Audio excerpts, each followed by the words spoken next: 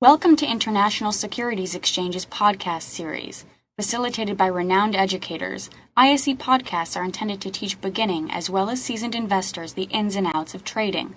And so with those observations in mind, we're going to step back and say, okay, what options are going to have the highest probability of expiring worthless?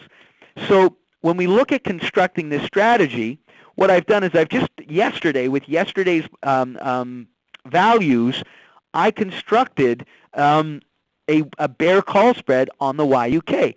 And what I look to do, as you can see here, is I look to create a credit in my account by selling 10 94 strike call options. So what I believe is that the YUK between now and the third Friday of June is going to be below the 94 level.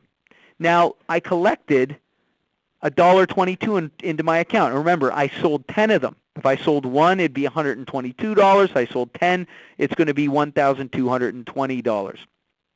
Now, what that means, of course, is that we sold a near-the-money call option for a credit. Why did we try to sell the option contract that is closer to the money? Well, remember, we collect a higher premium for options that are near to the money.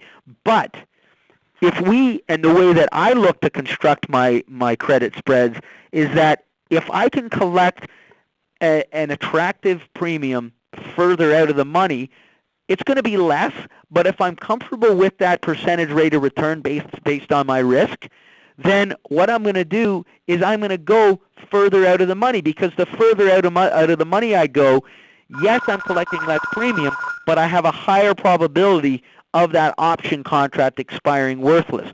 So just when we talk about the whole idea of measuring risk and the greater reward we're looking to fulfill, the more risk we're going to have to take. Well, same goes with your strike price selection. If we want a higher premium, if we want to net out a greater percentage rate of return on our credit spread, ultimately we're going to go with an at-the-money to slightly out-of-the-money option contract. If we want to take some of that risk off the table, if we believe that maybe, there's because of market volatility, prime example, that there's more risk in the market at this 94 level, then maybe we want to go out and we want to sell the 95 or sell the 96, collect less premium, but have a higher probability of those options expiring worthless.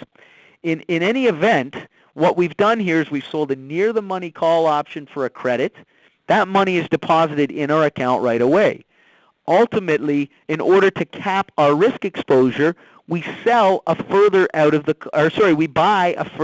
the money call.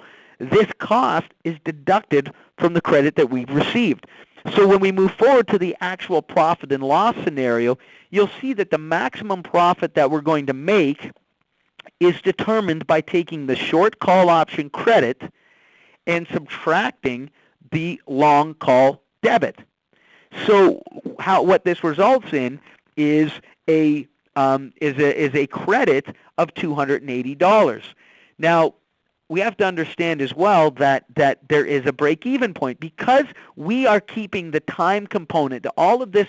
No matter where this underlying pair value goes, even if it goes to 97, remember that everything that we're using here, all of the options that we're using to construct this strategy, are made up entirely of time premium. And regardless of how much intrinsic value is generated between now and expiration, all of that time value is gone, meaning that $280 or 28 cents is ours to keep.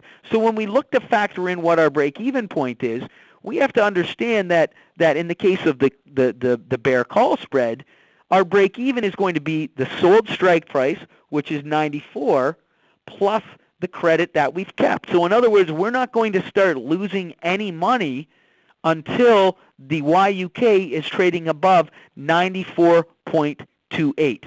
All right? Now, obviously, as we begin to break above that level, you can see that our risk is capped at $720, where of course we've taken the spread differential, the strike spread, which is 1 point. You can see 94.95 is 1 point. We multiply that by 1,000. We subtract that $280. We have our maximum risk exposure. Now, the question always comes up is that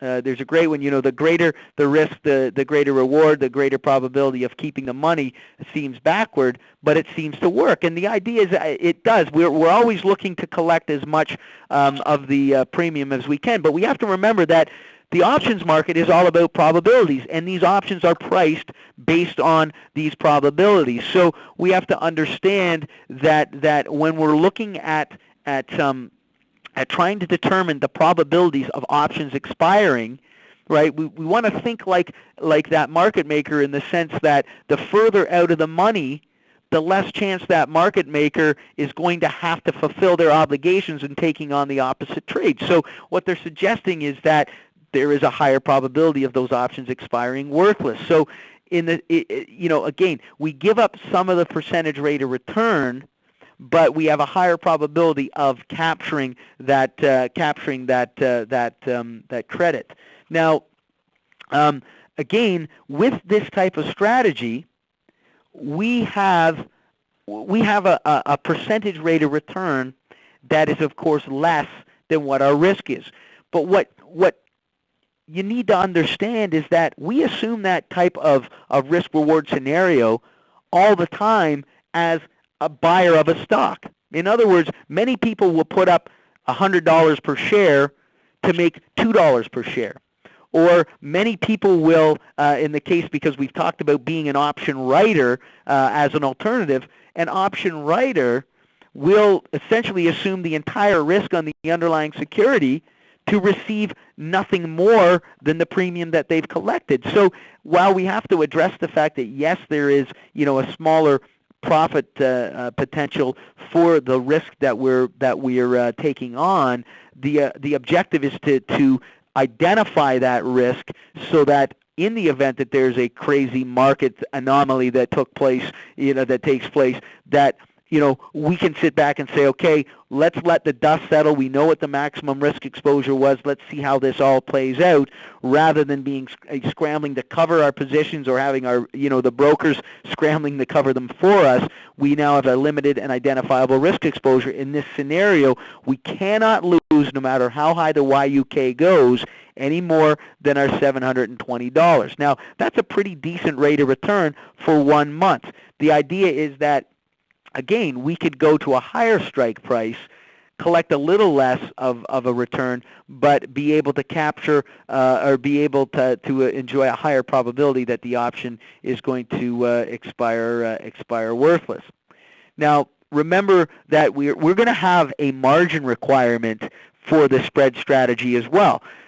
When we're selling an option naked, our margin requirement is going to be essentially whatever our brokers are allowing us. It may be 3-to-1, it may be whatever it is, but recognize that we're going to have to put up a certain amount of capital in order to hold that short call option or that short put option, because we have a specific obligation to buy, to either buy the security from somebody or go out into the market and buy to cover our obligations with the call option. But here, our margin requirement is capped at the spread differential between the strike prices minus our credit.